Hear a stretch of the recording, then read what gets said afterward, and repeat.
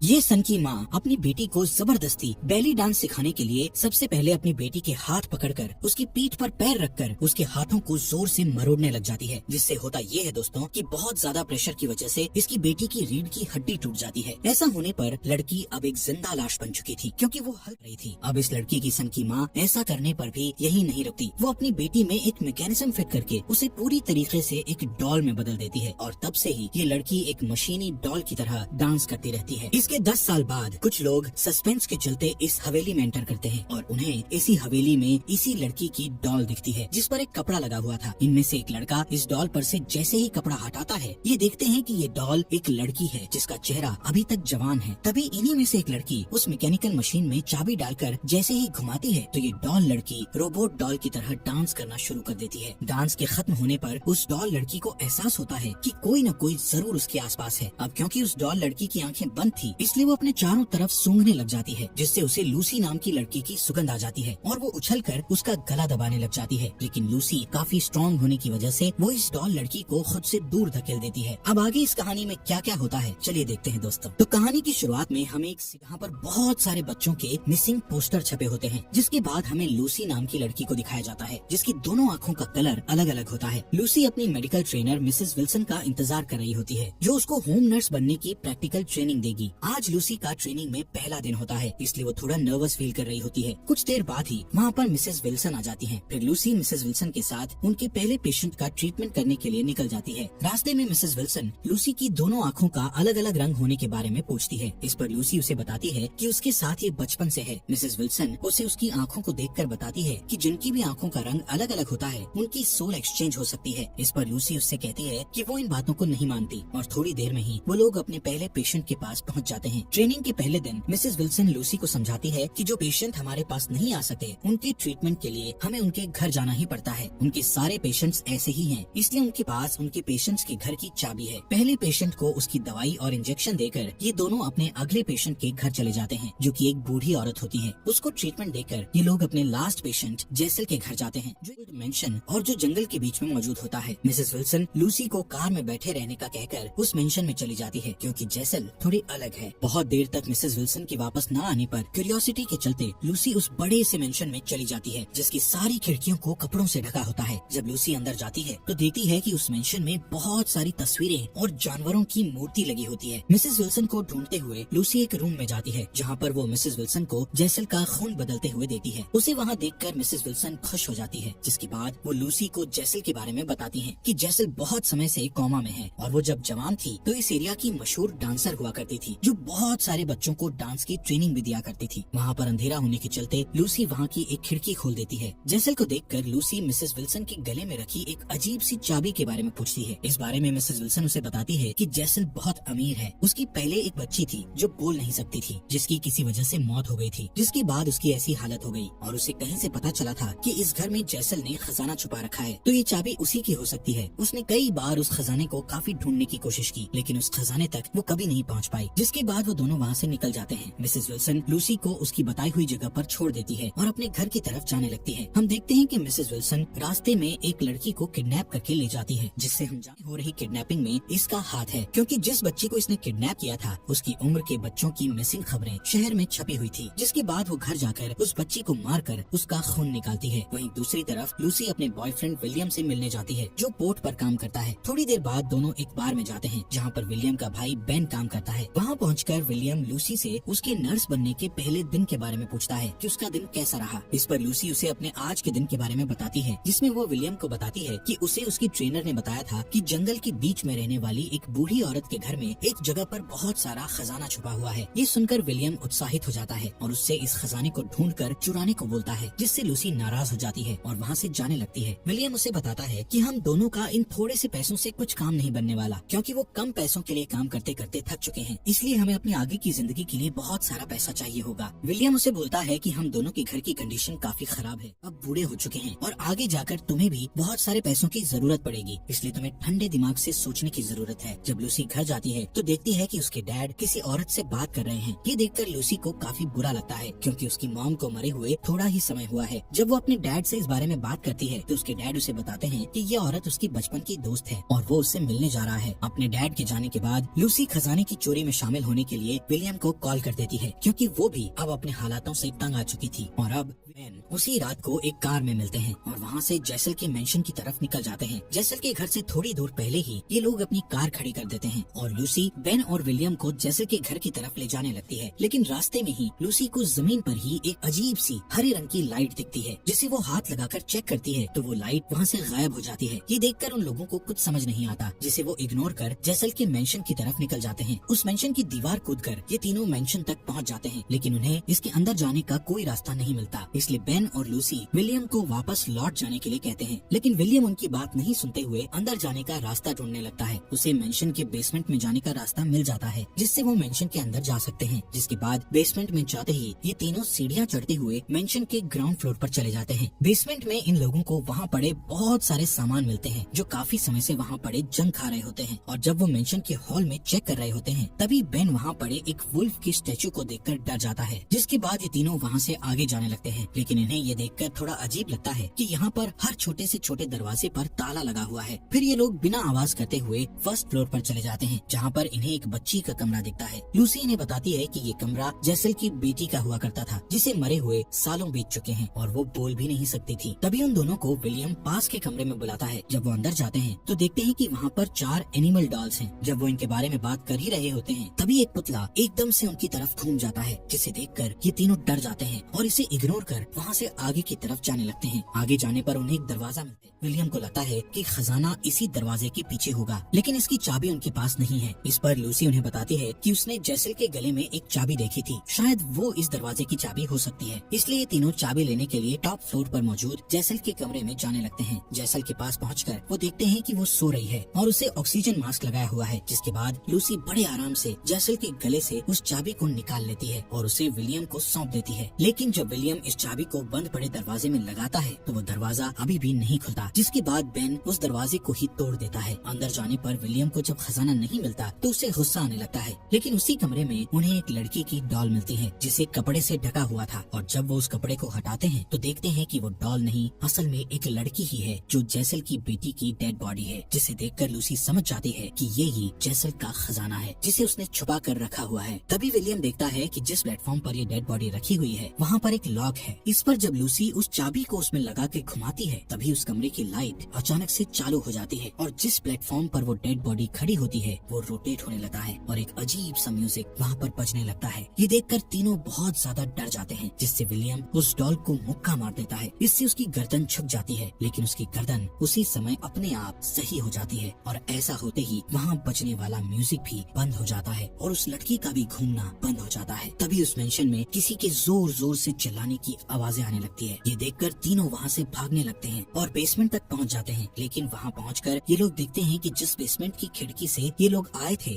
उस खिड़की में अब लोहे की जाली लगी होती है, जो उनके आने पर नहीं थी। और अब उन आने का कोई भी रास्ता नहीं होता, क्योंकि यहाँ के सारे गेट और खिड़कियाँ पहले से ही लॉक्ड थे, जिनकी चाबी मिसेस विल्सन के पास है। तभी लूसी को ख्याल आता है कि वो सुबह जब मिसेस विल्सन के साथ यहाँ पर आई थी तो उसने जैसल के कमरे की एक खिड़की खोली थी, जिसे किसी ने बंद नहीं किया था, और वो खिड़की ही उनके यहाँ से बाहर निकलने का रास्ता है। क्योंकि लूसी के मुताबिक जैसल कोमा में है, जिससे उसका उस पर ध्यान नहीं जाएगा, इसलिए ये लोग जैसल के कमरे में पहुँच जाते हैं। लेकिन वो ये देखकर शॉक हो जाते हैं कि जैसल अपने बेड पर नहीं थी और उसके बेड पर खून ही खून पड़ा हुआ था। लेकिन विलियम और लूसी उस खिड़की की तरफ जाते हैं जिसे लूसी ने खोला था, लेकिन अब तो उस पर भी किसी ने लॉक लगा दिया था, इसलिए वो उसके ताले को तोड़ने लगते हैं। वहीं दूसरी तरफ बेन जैसल के ही कमरे में लगे मिरर को देखने लगता है और जब वो उस मिरर को गौर से देख रहा होता है तो वो अपने पीछे जैसल को पाता है। विलियम खिड़की के ताले को तोड़ देता है और जब वो बेन को बुलाता है तो वो नहीं आता। जब वो उसे देखने जाते हैं तो बेन वहाँ पर नहीं होता, इसलिए वो उसे ढूंढने लगते हैं। वहीं अब बेन खुद को एक कमरे में पाता है जहाँ पर बहुत सारे ऑपरेशन इक्विपमेंट रखे होते हैं। जब वो वहाँ से बाहर जाने का दरवाजा ढूंढता है तो घबरा जाता है, क्योंकि उस कमरे में कोई भी गेट नहीं होता। और फिर उसे छोटी बच्ची के खेलने की आवाज आती है, जिससे वो और ज्यादा परेशान हो जाता है। और तभी वहाँ पर 3 लड़कियाँ डांस करते हुए आती हैं, जो बेन के गले में चाकू मारकर उसे मार डालती हैं। जिसे लगा सकते हैं कि ये वही लड़कियाँ होंगी जिन्हें जैसल डांस सिखाया करती थी। उधर विलियम और लूसी बेन को पूरे मेंशन में ढूंढ रहे होते हैं। लूसी को एक नोट मिलता है, जिसे पढ़कर उसे मालूम पड़ जाता है कि जैसल की बेटी का नाम एना है। और जब वो बेन को ढूंढते हुए कमरे में जाती है जहाँ पर बहुत सारी डॉल्स एक डाइनिंग टेबल पर बैठी होती हैं, लूसी वहाँ पर जैसे ही जाती है वैसे ही वहाँ मौजूद डॉल्स का फेस बड़ी तेजी से लूसी की तरफ हो जाता है और वहीं एक कुर्सी पर जैसल भी बैठी होती है, जो लूसी को कंट्रोल कंट्रोल कर अपने सामने बैठाकर उसके दोनों हाथों को पकड़ लेती है और फिर जैसल उसे अपनी पास्ट लाइफ दिखाती है, जहाँ पर जैसल अपने मेंशन में कुछ लड़कियों को डांस सिखा रही होती है, जिसमें से एक लड़की को जैसल डांस सही से न कर पाने के कारण भगा देती है। फिर वो लड़की जब अपने कपड़े बदल रही होती है तभी एना उसे कहीं ले जाने लगती है। थोड़ी देर बाद जैसल को उसी लड़की की जोरदार चीख सुनाई देती है, इसलिए वो अपनी बाकी की छात्राओं को घर जाने का भूलकर एना के पास जाती है, जहाँ पर एना उस लड़की को मार के उसका खून पी रही होती है। ये देखकर जैसल उसे डांटती है कि जिसे हम नहीं जानते हम सिर्फ उसका ही खून पीते हैं। अपनी माँ से नाराज होकर एना वहाँ से मेंशन के बाहर सनलाइट में जाकर अपने आप ही लेविटेट होने लगती है, जिससे उसकी त्वचा जलने लगती है और उसे ऐसा करते जैसल भी देख रही होती है। जैसल एना को गलती करने पर ये सजा दे रही है, क्योंकि वो सिर्फ अनजाने लोगों का ही खून पी सकते हैं, जिससे हम ये समझ सकते हैं कि जैसल और एना वैम्पायर हैं और जिन मारा था ये जैसल की ही छात्राएं हैं, जिनका एना ने खून कर पिया था। ये लोग शहर से दूर जंगलों में छिप कर रहते हैं, जो लोगों के लिए इंसान है लेकिन असल में वो हैवान है। इसके बाद लूसी प्रेजेंट में आ जाती है, लेकिन अब उसके सामने जैसल नहीं होती। वहीं दूसरी तरफ जब विलियम यहाँ से बाहर निकलने के लिए एक ताला तोड़ रहा होता है, तभी उसके सामने मुंह पर एक कपड़ा ढका हुआ बेन आता है, जो पूरा खून से लथपथ है। जब विलियम उस पर से कपड़ा हटाता है तभी बेन उस पर हमला कर देता है और फिर उन दोनों में घमासान लड़ाई चलने लगती है। उनके लड़ने की आवाज लूसी भी सुन लेती है, लेकिन वो कुछ नहीं कर सकती थी, क्योंकि जिस कमरे में वो मौजूद है उसका गेट लॉक था। अपनी जान बचाने के लिए विलियम अपने भाई बेन को, जो पहले ही मरा हुआ था, उसे एक पास में ही पड़ी कैंची से उसके गले पर वार कर उसे मार डालता है और खुद को बचा लेता है। तभी वहाँ पर जैसल आकर उस पर हमला कर और उसका खून पीकर विलियम को मार डालती है, जिसके बाद लूसी वहाँ से भागते हुए एना तक पहुँच जाती है, जिसकी नाक से खून बह रहा होता है, जिससे हमें पता चलता है कि एना अभी भी जिंदा है। और जब लूसी उस खून को साफ करती है तो एना उसे आगे की कहानी बताती है, जिसमें जैसल एना को सनलाइट से लाने के बाद जबरदस्ती डांस की प्रैक्टिस करवाने लगती है। दरअसल एना इस मेंशन से और अपनी माँ से भागकर बहुत दूर जाना चाहती है, क्योंकि जैसल उसे हमेशा अपने पास इसी मेंशन में रखना चाहती है। लेकिन एना को बाहर की दुनिया देखनी है और डांस करते हुए जब जैसल एना को स्ट्रेचिंग करवा रही होती है तो उसमें एना की बैकबोन टूट जाती है, जिससे एना अब चल फिर नहीं सकती है। और अब जब लूसी एना से पूछती है कि क्या तुम जिंदा, प्लेटफॉर्म पर घूमकर उसे अपना जवाब दे देती है, पर तभी एना लूसी का गला पकड़कर उस पर हमला कर देती है। खुद को बचाने के लिए लूसी एना को एक मुक्का मार के गिरा देती है और तभी वहाँ पर मिसेस विल्सन आ जाती हैं, जो लूसी को बेहोश कर देती है। और जब लूसी की आँख खुलती है तो वो खुद को एक स्ट्रेचर पर पाती है, जिसके पास में मिसेस विल्सन मौजूद होती हैं। ये वही कमरा है जहाँ पर कुछ लड़कियों ने बेन को मारा था। फिर मिसेस विल्सन उसे बताती हैं कि वो जब छोटी थी तो वो भी जैसल के पास डांस सीखने जाया करती थी, और जब जैसल ने एना की गलती से बैकबोन तोड़ दी थी तब उसे उसने ऐसा करते हुए देख लिया था। फिर जैसल ने एना की बैकबोन को उसके सामने जोड़ा भी था और तभी से वो जैसल के साथ है और उसका ध्यान और उसके लिए खून का इंतजाम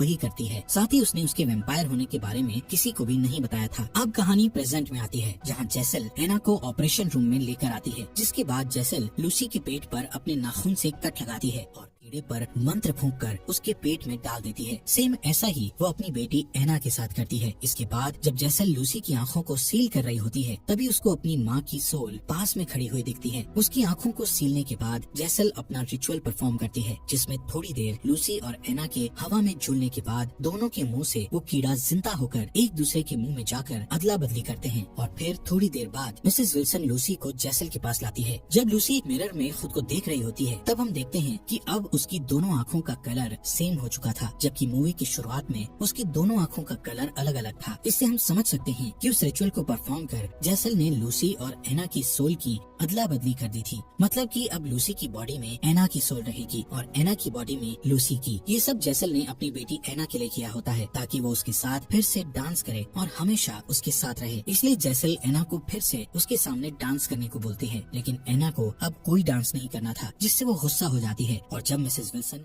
एना को जबरदस्ती डांस करने का इशारा करती है तो एना उसकी जेब से ही सिजर्स निकालकर उसके गले में घोंपकर उसे मार डालती है। और फिर एना अपनी माँ यानी जैसल को भी उसके गले में घोंपकर उसे मार डालती है। और अब एना अपनी पहले वाली बॉडी, जिसमें जैसल ने लूसी की सोल डाली थी, उसे देखने जाती है। वहाँ जाकर वो उसकी आँखों की सील को खोलती है और उसे अपना खून पिलाकर होश में लाती है। फिर लूसी अपने आप को एना की बॉडी में देखने लगती है और जब वहाँ से दोनों लोग जाने लगते हैं तो उन दोनों पर जैसल फिर से हमला कर देती है। मतलब वो अभी तक मरी नहीं थी, जिसके बाद एना उसे टॉप फ्लोर से ग्राउंड फ्लोर पर फेंक देती है, लेकिन वो अभी भी नहीं मरी होती। इसलिए एना और लूसी जेसल के मुंह को एक साइड से पकड़कर उसका जबड़ा फाड़ देते हैं, जिससे जेसल अब परमानेंटली एक गहरी नींद में सो जाती है, जो उन्हें अब कभी परेशान नहीं करेगी। जब दोनों उसे मारकर मेंशन के बाहर आते हैं तो देखते हैं कि उनके सामने एक अजीब सी लाइट आती है। ये वही लाइट है जिसे हमने मूवी के बीच में देखा था। जिसके बाद उसे अपने हाथ में लेकर लूसी उसे देखकर मुस्कुराती है। उस रात वो दोनों साथ में सो जाती हैं और अगली सुबह दोनों लड़कियां समुद्र किनारे एक पहाड़ की चट्टान पर चली जाती हैं। फिर जब लूसी पर सनलाइट पड़ती है तो वो उड़ने लगती है और उड़ते हुए उसकी बॉडी की स्किन जलने लगती है और कुछ ही देर में वो गायब हो जाती है, जिसे एना मुस्कुराते हुए देख रही थी। ऐसा इसलिए क्योंकि लूसी को भी अब इस दुनिया में नहीं रहना था और एना को ये दुनिया देखनी थी। इसलिए दोनों की जब सोल बदली तो उससे लूसी को मुक्ति मिल गई और एना को उसका सपना। और इसी हैप्पी एंडिंग के साथ ये फिल्म यहीं पर खत्म हो जाती है। मूवी काफी सस्पेंस से भरी हुई थी। इस मूवी में लूसी अपने हालातों से तंग आकर विलियम के साथ खजाना पाने निकल के लिए मुक्ति का खजाना था और विलियम और उसके भाई बेन के लिए मौत का। जेसल ने अपनी बेटी को डांस कराने के लिए उसकी बॉडी चेंज की, लेकिन एना को तो फ्रीडम चाहिए थी, इसलिए उसे फ्रीडम के लिए अपनी मॉम को मारना पड़ा, जो उस पर काफी जुल्म करती थी। और जब एना, जिसे इस दुनिया को देखना है, वो अब इसकी सैर करने निकल चुकी होती है। और इसी के साथ ये मूवी यहीं पर खत्म हो जाती है। दोस्तों, सब्सक्राइब करने के लिए आपका दिल से शुक्रिया।